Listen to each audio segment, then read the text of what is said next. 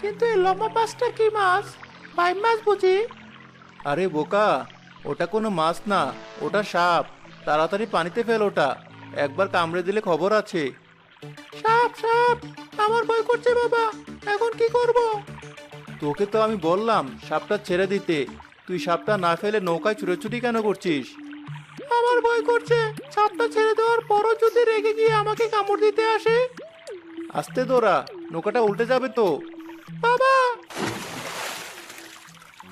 এই যা, বলতে বলতে দিল তো নৌকাটা উল্টে। যে মাছগুলো ধরেছিলাম সব আবার পানিতে পড়ে গেছে। বাবা, সাপটা আর আমার হাতে নেই, আমাকে কামড়েও দেয়নি, আমি বেঁচে গিয়েছি বাবা। কেন যে তোকে আমার সাথে করে আনতে গেলাম? আজকের দিনটাই খারাপ, জোরে বৃষ্টিও পড়া শুরু হয়েছে আবার। এখন আর মাছও ধরতে পারবো না। নৌকাটা সোজা কর, আজ খালি হাতে বাসায় ফিরতে হবে। তবুও তো জীবন নিয়ে বাড়ি ফিরতে পারবো। একবার যদি শুধু সাপটা আমাদেরকে কামড়ে দিত, তখন কি হতো ভেবে দেখেছো? তা ঠিক বলেছিস।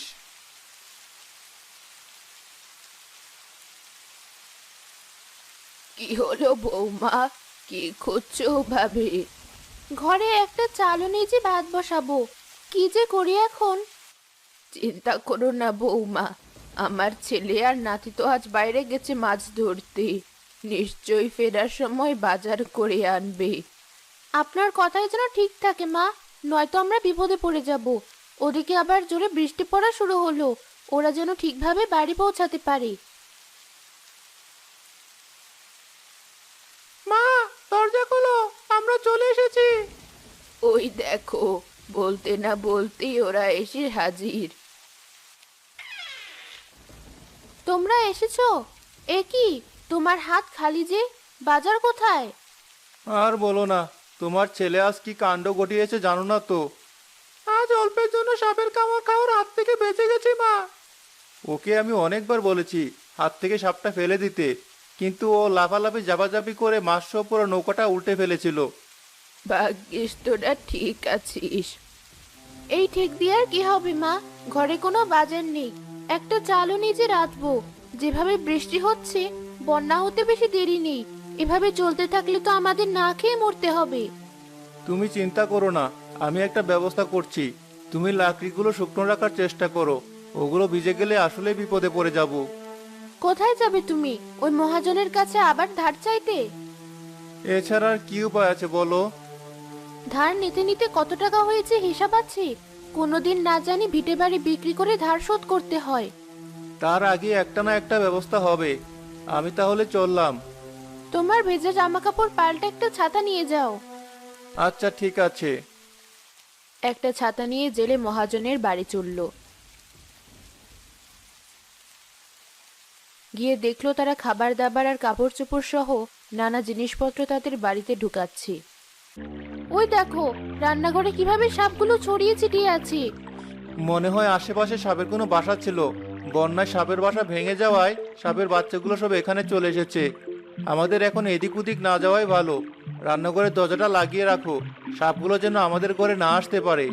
পানি কমলেই সাপগুলো চলে যাবে, নয়তো অন্য ব্যবস্থা নিতে হবে। আচ্ছা, তাই করি। কিন্তু রান্নাঘরে যে পাতিল আছে, এখন রাঁধবো কিসে? একটা সামান্য পাতিলের জন্য তো জীবনে ঝুঁকি নেওয়ার কোনো মানে নেই। তুমি থাকো, আমি আমার নৌকাটা নিয়ে গিয়ে বন্ধু পলাশের বাড়ি থেকে এখনই দুটো পাতিল আনছি।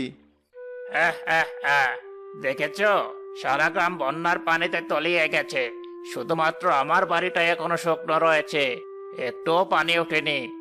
এই হচ্ছে টাকার ক্ষমতা। কিন্তু এখন তো আমরা ঘরবন্দি হয়ে গেলাম, পানির মধ্যে কোথাও যেতেও পারবো না। তোদের মেয়ে মানুষের এই এক সমস্যা, কোনো কিছুতে সন্তুষ্ট থাকতে পারিস না। একটা সমস্যা দূর হলে খুঁজে খুঁজে আরো কয়েকটা সমস্যা বের করিস। বন্যা হয়েছে আমাদের গ্রামে, আশেপাশের মানুষের দিকে তাকা একবার, আর নিজের দিকে তাকা একবার। নিজে যে কতটা আরামে আছিস বুঝতে পারবি। ওভাবে বলছো কেন? তুই চিন্তা করিস না, বিকেলে নৌকা দিয়ে বন্যা দেখতে বের হবো আমরা। শখ কত, বন্যা দেখতে বের হবে? বন্যাও কি দেখার মতো জিনিস? আমার টাকা এত বেশি হয়নি যে নৌকা দিয়ে তোমাদের বন্যা দেখাতে নিয়ে যাব। বেশি শখ হলে সাঁতরে সাঁতরে বন্যা দেখো গিয়ে। একটা কথা বলেও শান্তি পাওয়া যায় না তোমার সাথে। যাই, আমি গিয়ে একটু ঘুমোই, তোমাদের ঝগড়াঝাটি দেখার কোনো ইচ্ছে নেই আমার। হ্যাঁ, আমারও ইচ্ছে নেই ঝগড়া করার। যার যা মন চায় তাই করো। শিমু গিয়ে তার বিছানায় শুয়ে পড়ল। কিছুক্ষণ পরই বন্যার পানি থেকে একটা সাপ ভেসে এসে তাদের বাড়িতে ঢুকলো। জেলে তার নৌকা নিয়ে মহাজনের বাড়ির সামনে দিয়ে যাচ্ছিল। আরে মহাজন চাচা যে, আপনারা দেখি এই বন্যার মধ্যেও বেশ ভালোই আছেন। হ্যাঁ, সবাই আমার কষ্ট আর পরিশ্রমের ফল। এ কারণে আজ এত শান্তিতে আছি। কি হলো, শিমু ওভাবে চিৎকার দিল কেন? কোনো বিপদ হলো না তো? তুমিও আমার সাথে চলো। জি চাচা, দাঁড়ান, নৌকাটা বেঁধে এখনই আসছি।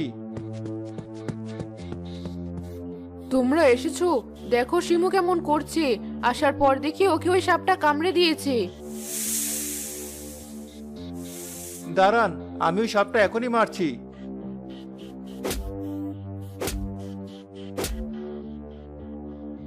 মেরেছো সাপটা? এবার দ্রুত আমার মেয়েটাকে ওজার কাছে নিয়ে চলো। তোমার যত টাকা লাগে আমি দেব, তবু আমার মেয়েটাকে বাঁচাও। ওজার কাছে না নিয়ে গিয়ে হাসপাতালে নিয়ে যাওয়া উচিত শিমুকে। কদিন আগে আমাদের গ্রামের শহর থেকে লোক এসে বলেছিল সামনে বন্যা আসতে পারে, এই বন্যায় বিভিন্ন সাপের উৎপাত বেড়ে যায়, তাই কাউকে সাপে কামড়া ওজার কাছে না নিয়ে গিয়ে দ্রুত হাসপাতালে নিয়ে যেতে বলেছে। কিন্তু আমরা তো ছোটবেলা থেকে কাউকে সাপে কামড়ালে ওজার কাছেই নিয়ে যাই। তুমি নিশ্চিত যে ডাক্তারের কাছে নিয়ে গেলে আমার মেয়ে সুস্থ হয়ে যাবে? উপরওয়ালা চাইলে অবশ্যই। ঠিক আছে, তাই করো। আমার মেয়ের জীবন তোমার হাতে তুলে দিলাম। জেলে মহাজন মহাজনের বউ আর মেয়েকে নৌকায় করে হাসপাতালে নিয়ে গেল।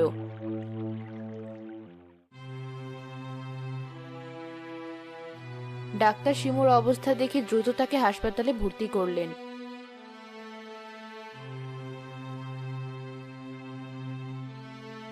হে সৃষ্টিকর্তা, তুমি এবারের মতো আমার মেয়েকে আমার কাছে ফিরিয়ে দাও। আমি কথা দিচ্ছি, আমি আর এই সুদি ব্যবসা করব না। সব অর্থ গ্রামের উন্নয়নের পিছনে ব্যয় করব। যারা অভাবে পড়ে ঋণ শোধ করতে পারছে না, তাদের ঋণ মাফ করে দেব। তুমি শুধু আমার মেয়েকে বাঁচাও।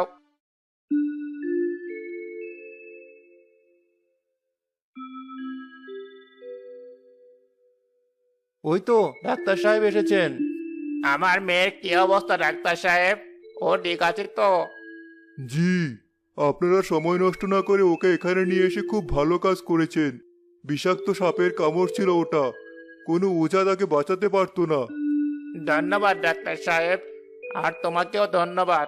তুমি না থাকলে আমার মেয়েকে বাঁচাতে পারতাম না আজ। তোমার সব ঋণ আমি মাফ করে দিলাম, আর আজ থেকে ভালো মানুষ হওয়ার শপথ নিলাম।